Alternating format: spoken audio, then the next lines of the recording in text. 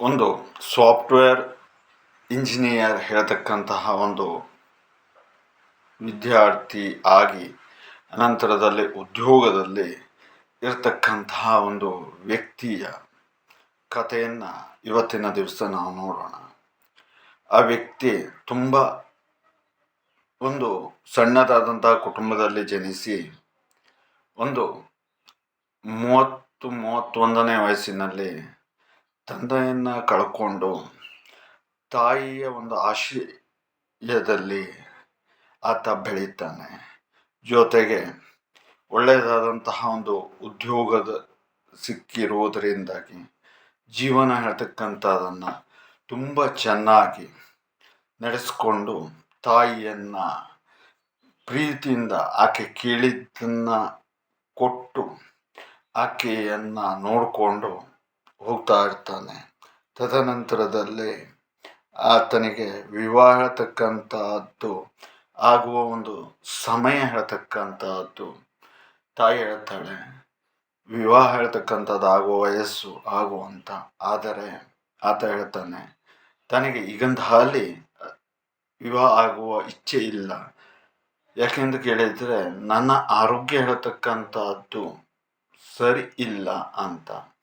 ಆಗ ಹೇಳ್ತಾಳೆ ತಾಯಿ, ಹೌದು ಮಗನೇ, ನಿನಗೆ ಈ ಥರದ ಒಂದು ಸಮಸ್ಯೆ ಇತ್ತು, ತುಂಬ ಸಮಯ ಆಯಿತು. ಆದರೆ ಈಗೀಗ ಸಿಕ್ಕಾಪಟ್ಟೆ ಎದೆ ನೋವಿನಿಂದ ಬಳಲ್ತಾ ಇರೋದು ನನಗೆ ಕಾಣಿಸ್ತಾ ಇದೆ.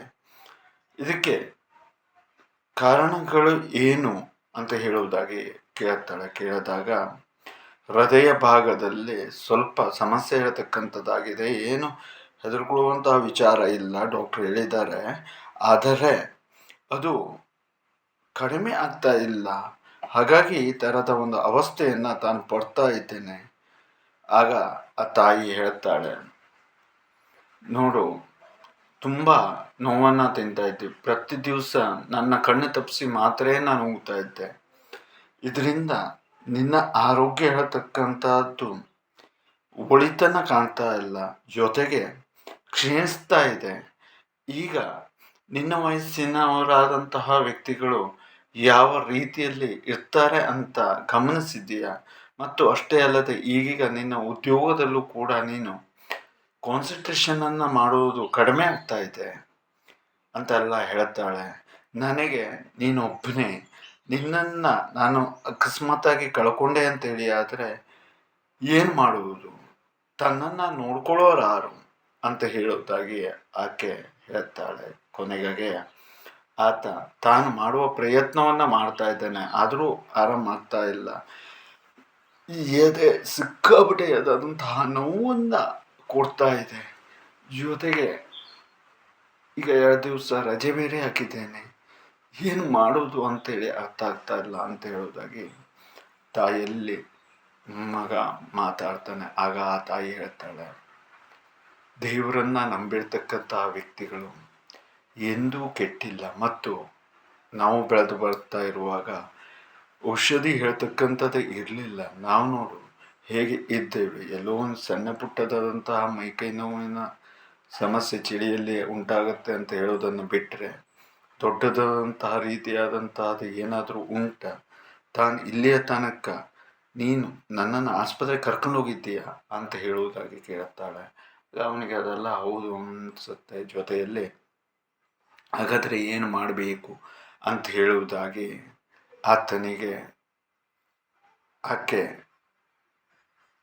ನೀನು ಹೇಳಿದಾಗೆ ಮಾಡ್ತೀಯಾ ಅಂತೇಳಿ ಆದರೆ ತಾನು ತಿಳಿಸ್ತೇನೆ ಅಂತ ಹೇಳುವುದಾಗಿ ಹೇಳ್ತಾಳೆ. ಏನು ಅಂತ ಹೇಳುವುದಾಗಿ ಒಂದು ಸಮಯದಲ್ಲಿ ಹೀಗೆ ಧ್ಯಾನವನ್ನು ಮಾಡುತ್ತಾ ಆಕೆ ಇರುವಂತಹ ಸಮಯದಲ್ಲಿ ಏನೋ ಒಂದು ರೀತಿಯಾದಂತಹ ದೈವಿಕ ಶಕ್ತಿ ಬಂದು ರಕ್ಷಣೆಯನ್ನು ಕೊಡ್ತದೆ ಅಂತ ಹೇಳುವಂತಹ ರೀತಿಯಲ್ಲಿ ಆಕೆಯ ಮನಸ್ಸಿಗೆ ಒಂದು ದಿವಸ ಬೆಳಗ್ಗೆ ಸಾಧಾರಣ 8 ರಿಂದ 9 ಸಮಯದಲ್ಲಿ ಉಂಟಾಗತ್ತಂತೆ. ಅನಂತರದಲ್ಲಿ ಆಕೆ ಹೀಗೆ ಅವರ ಸಂಗಡಿಗರ ಹತ್ರದಲ್ಲಿ ಮಾತಾಡ್ತಾ ಇರುವಾಗ ಆಗ ಆ ಸಂಗಡಿದಲ್ಲಿ ಇರ್ತಕ್ಕಂಥ ಒಂದು ಮಹಿಳೆ ವಿಶ್ವಂಬರನ ಒಂದು ಅನುಗ್ರಹದಿಂದ ಹೀಗೆ ಗರ್ಭ ಚಿಕಿತ್ಸೆ ಮೂಲಕವಾಗಿ ಮಾಡ್ಕೊಂಡು ಹೋಗ್ತಾ ಇದ್ದಾರೆ. ಅಂಥವರನ್ನು ನೀನು ಸಂಪರ್ಕವನ್ನು ಮಾಡಿದರೆ ಖಂಡಿತ ನಿನಗೆ ಯಾವುದಾದ್ರೂ ಒಂದು ದಾರಿಯನ್ನು ಅವರು ತೋರಿಸ್ತಾರೆ ಅಂತ ಹೇಳುವುದಾಗಿ ಹೇಳ್ತಾಳಂತೆ. ಆಗ ಆ ನಂಬರನ್ನು ಇಸ್ಕೊಂಡು ಆಕೆ ನಮಗೆ ಫೋನನ್ನು ಮಾಡ್ತಾಳೆ. ಮಾಡಿ ನಾವು ಹೇಳ್ತೇವೆ ಹೇಗೆ ಮಾಡು, ಇಷ್ಟು ಮಾಡಿದರೆ ಸಾಕು ಅಂತ ಮಗನಿಗೆ ತಿಳಿಸ್ತಾಳೆ. ಮಗ ಆತ ಸಾಫ್ಟ್ವೇರ್ ಇಂಜಿನಿಯರ್ ಹೇಳುವುದನ್ನು ಕೂಡ ಮನಸ್ಸಿನಿಂದ ದೂರ ಇಟ್ಟು ತಕ್ಷಣ ಆ ಸ್ಪಂದನೆಯನ್ನು ಕೊಡ್ತಾನೆ. ಕೊಟ್ಟು ಕೇವಲ 4ರಿಂದ 8 ದಿವಸಗಳ ಒಳಗೇನೆ ಆತ ಆರಾಮಾಗ್ತಾನೆ. 2 ತಿಂಗಳಿನಲ್ಲಿ ಆತ ದಷ್ಟಪುಷ್ಟವಾಗ್ತಾನೆ. ಜೊತೆಗೆ ಈಗ 6 ತಿಂಗಳುಗಳು ಸಮಯ ಕಳೆದರೆ ಆತ ಖುಷಿಯಾಗಿ ಕೆಲಸ ಕಾರ್ಯಗಳನ್ನು ಮಾಡಿಕೊಂಡು ತಾಯಿ ಮತ್ತು ಮಗ ಇರತಕ್ಕಂಥ ಅನ್ಯೂನ್ಯದಲ್ಲಿ ಇರತಕ್ಕಂಥದ್ದು. ಜೊತೆಗೆ ಅಷ್ಟೇ ಅಲ್ಲದೆ ಏನೊಂದು ವಿವಾಹಕ್ಕೆ ವಧುವನ್ನು ಹುಡುಕುವ ಪ್ರಯತ್ನ ಇರತಕ್ಕಂಥದ್ದನ್ನು ಮಾಡ್ತಾ ಇದ್ದಾರೆ. ಆದರೆ ಆತನ ಒಂದು ಅನುಗ್ರಹದಿಂದ ಅದು ಕೂಡ ಶೀಘ್ರವಾಗಿ ಫಲವನ್ನು ಕೊಡಲಿ ಅಂತ ಹೇಳುವುದಾಗಿ ತಿಳಿಸುತ್ತಾ ಈ ಒಂದು ನಡೆದ ಜೀವನದ ಕತೆ. ಹಾಗಾಗಿ ನಾವು ತಿಳ್ಕೊಳ್ಬೇಕಾದದ್ದು, ಒಂದು ತಾಯಿಯಾದಂಥವಳು ಮನಸ್ಸನ್ನು ಮಾಡಿದರೆ ಮಗುವನ್ನು ಹೇಗೆ ರಕ್ಷಣೆಯನ್ನು ಮಾಡ್ಕೊಳ್ತಾಳೆ, ಜೊತೆಗೆ ದೈವಿಕವಾದಂತಹ ಶಕ್ತಿಯ ಮೊರೆಯನ್ನು ಹೋದಲ್ಲಿ ಎಲ್ಲರೂ ಕೂಡ ಕ್ಷೇಮದಿಂದ ಇರಬಹುದು.